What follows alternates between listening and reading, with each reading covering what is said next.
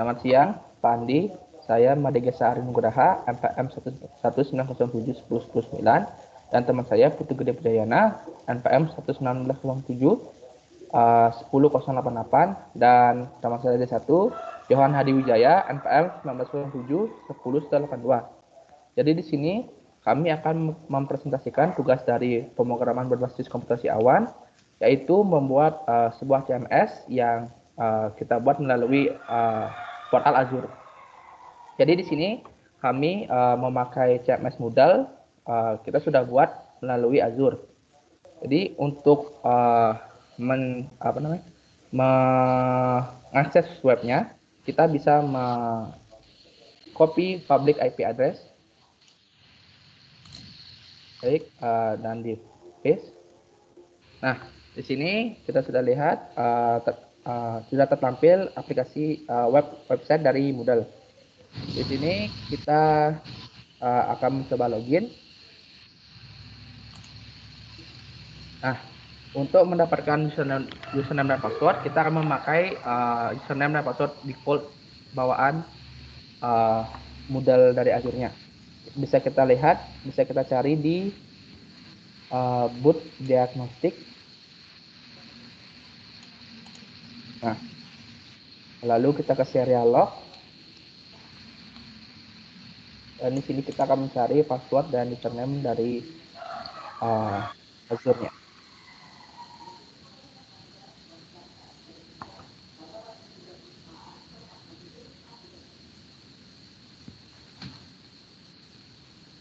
Nah, bisa dilihat ini adalah password dan username yang default dari Azure-nya. Kita akan mencoba login. Username user, passwordnya tinggal di paste, login. Nah, baik, di sini kita sudah login sebagai admin user. Bisa dilihat di halaman dashboard user, di samping sidebar itu terdapat banyak menu, ada dashboard, site home, kalender, private file, dan lain-lain. Jadi pertama kita akan mencoba untuk menambah course. Untuk menambah course akan dilakukan oleh teman saya Putu Gede Pujayana. Silakan Puja. Baik, terima kasih Gesa. Selanjutnya kita akan melakukan tambah course atau kelas. Nah, cara yang pertama dengan mengakses menu site home. Selanjutnya, di sini terdapat kelas-kelas yang sudah ditambahkan. Ada struktur data dan dasar pemrograman. Nah, untuk menambahkan kelas baru, sebelumnya kita harus mengaktifkan editingnya dengan menekan turn on editing. Nah, jadi ketika udah aktif, maka akan ada tombol baru itu add new course.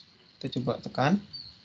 Nah, di sini kita akan membuat kelas baru, semisal nama kelasnya itu pemrograman berbasis platform. Short name-nya bisa disesuaikan. Lalu, semisal kelasnya ini aktif selama 1 tahun, kita bisa ngatur jaraknya di sini seperti yang saya buat 2001 sampai 2022. Jadi aktifnya itu 1 tahun. Untuk deskripsinya bisa disesuaikan kembali.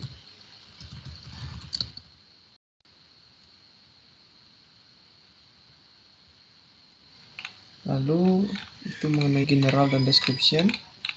Selanjutnya untuk course format. Nah, kita di sini melihat number of section. Jadi nanti di dalam kelasnya itu terdapat beberapa topik yang ingin disediakan. Misal di sini 16, jadi satu kelas tersebut terdapat 16 topik. Nah, itu saja mengenai pembuatan kelas. Selanjutnya kita bisa menekan save and return.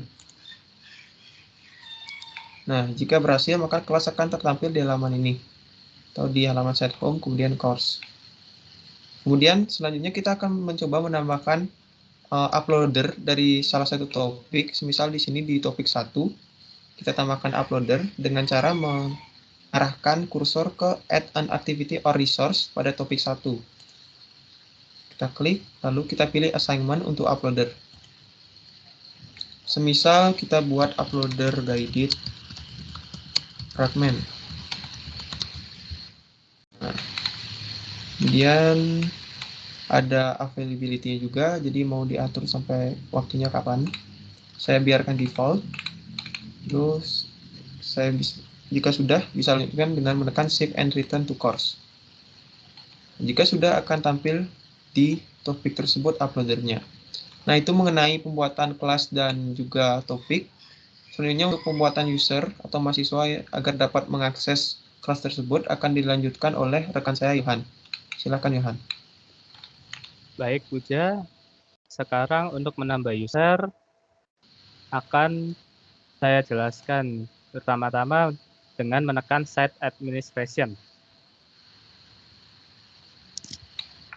Kemudian tekan pada menu user.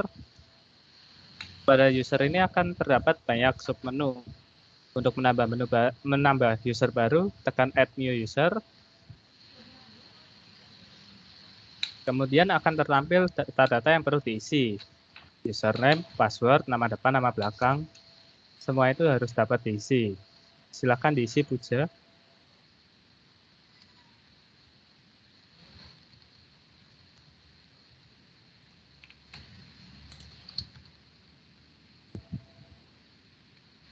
Password.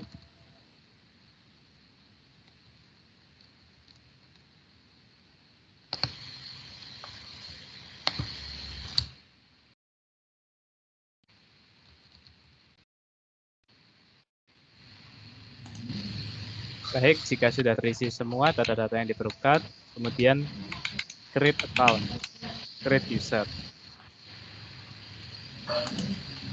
Kemudian saya akan menjelaskan cara menambah partisipan pada kelas.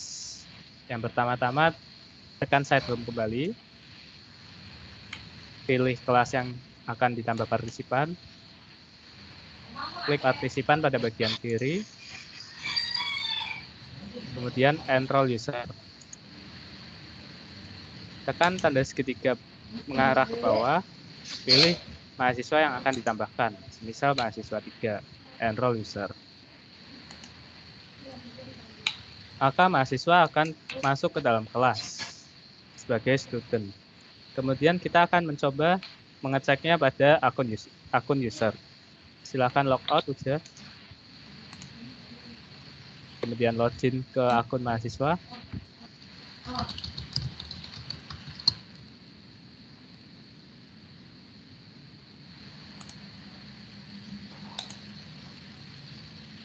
Sudah tertampil My Course INF 125 pada bagian kiri. Coba masuk ke kelas, Puja. Dan sudah tertampil pula topik yang sudah diupload sebelumnya. Demikianlah presentasi dari kelompok kami. Terima kasih.